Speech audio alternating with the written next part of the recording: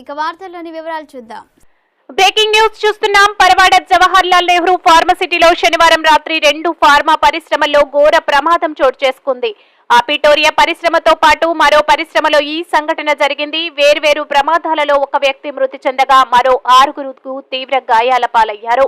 ఇద్దరిని అనకాపల్లి ప్రైవేట్ ఆసుపత్రికి తరలించగా మరో 2 గాజువాకలోని ఒక ప్రైవేట్ కార్పొరేట్ ఆసుపత్రిలో చికిత్స పొందుతున్నారు. ఈ విషయాన్ని గోప్యంగా ఉంచేందుకు నానా తంటాలు పడుతున్న ఫార్మా పరిశ్రమలు, ప్రమాద విషయాన్ని ఫిర్యాదులు చేసేందుకు సిద్ధపడుతున్న కార్మికులు. పరవాడ మండలంలో వరుస ప్రమాదాలకు నిలయంగా మారింది. ఆల్కాలీ మెటల్ పరిశ్రమలో ఈరోజు ప్రమాదం అనేటువంటి చోటు చేసుకుంది. తెల్లవారు 4:30 గంటలకు జరిగినటువంటి ఈ ప్రమాదంలో సిహెచ్ రమణ అనేటువంటి కార్మికుడు తీవ్ర గాయాలకు గురయ్యాడు, తీవ్రమైనటువంటి అస్వస్థతకు గురయ్యాడు.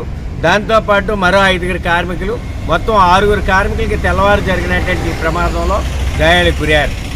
వీళ్ళందరినీ కూడా అనకాపల్లిలో ఉన్నటువంటి ఒక చిన్న హాస్పిటల్కి, శ్రీరామ అనేటువంటి హాస్పిటల్కి తరలించారు. కార్మికుడి యొక్క ప్రాణాలంటే కనీసం భద్రత అనేటువంటిది కూడా యాజమాన్యానికి కనీసం ఆలోచన లేకుండా చులకనగా చూసి కార్మికుడి యొక్క ప్రాణం, వారి యొక్క రక్షణ పట్టించుకోవాల్సినటువంటి యాజమాన్యాలు గాలికి వదిలేస్తూ ఉన్నాయి. ఈరోజు జరిగినటువంటి ప్రమాదం మీద సమగ్రమైన విచారణ చేయండి.